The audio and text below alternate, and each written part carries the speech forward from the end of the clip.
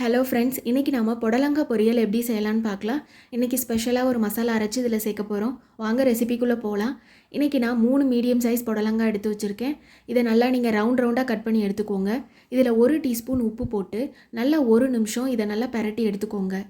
1 நிமிஷத்துக்கு அப்புறமா பார்த்திங்கன்னா இதிலிருந்து தண்ணி வர ஸ்டார்ட் ஆகும்.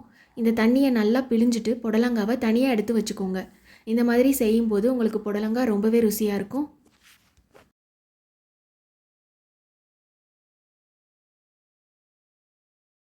நம்ம இந்த பொரியலுக்கு தேவையான மசாலா ரெடி பண்ண ஸ்டார்ட் பண்ணிடலாம்.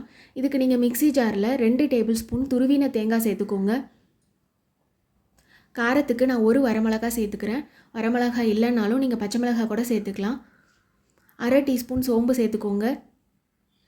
1/2 டீஸ்பூன் ஜீரகம் சேர்த்துக்கோங்க. 1 டீஸ்பூன் பொட்டுக்கடலை சேர்த்துக்கிறேன். இது எல்லாத்தையுமே நீங்கள் நல்லா கொரப்பாக அடித்து எடுத்துக்கணும்.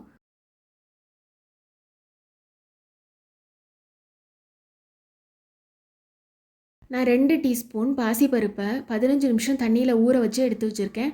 நம்ம இதையும் பொரியலில் சேர்த்து செய்யலாம். இப்போ கடாயை சூடு பண்ணிக்கோங்க.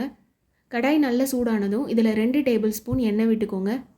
எண்ணெய் நல்லா சூடானதும் இதில் 1/2 டீஸ்பூன் கடுகு சேர்த்துக்கோங்க. கடுகு நல்லா பொரியட்டும். கடுகு நல்லா பொரிஞ்சோடனே இதில் 1 டீஸ்பூன் கடலைப்பருப்பு சேர்த்துக்கோங்க. கருவேப்பிலை சேர்த்துக்கோங்க. இந்த கடலைப்பருப்பு நல்லா பொன்னிறமாக வர்ற வரைக்கும் நல்லா வறுத்து எடுத்துக்கலாம். இதில் நான் 10 சின்ன வெங்காயத்தை நீல வாக்கில் கட் பண்ணி வச்சுருக்கேன். அதையும் நம்ம இதில் சேர்த்துக்கலாம். இந்த வெங்காயம் ரொம்ப வதங்கணும்னு அவசியம் இல்லை. கண்ணாடி பதத்துக்கு வந்தாலே போதும். இப்போ நாம் எடுத்து வச்சுருக்க புடலங்காவே இதில் சேர்த்துக்கலாம்.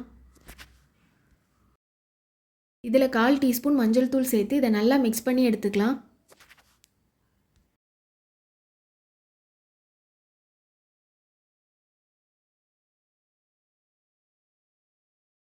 இப்போ நாம் இதில் 15 நிமிஷம் ஊற வச்சு எடுத்து வச்சுருக்க பாசிப்பருப்பை இதில் சேர்த்துக்கலாம். இப்போ நாம் இதில் 1/4 கிளாஸ் தண்ணி ஊற்றிக்கலாம். இந்த புடலங்காவுக்கு அதிகமாக தண்ணி தேவைப்படாது. இதை நல்லா ஒரு கிளறிட்டு மூடி போட்டு இதை ஒரு 5 நிமிஷம் லோ ஃப்ளேம்லேயே நல்லா வேக வைங்க.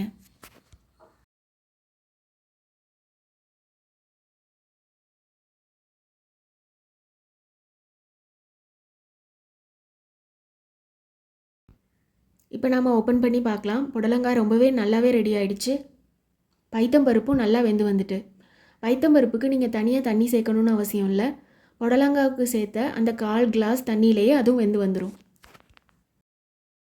ஃபைனலாக நம்ம ரெடி பண்ணி வச்சுருக்க மசாலாவை இதில் சேர்த்துக்கலாம். இதை ஒரு 2 நிமிஷம் லோ ஃப்ளேம்லேயே பரட்டி எடுத்துக்கலாம்.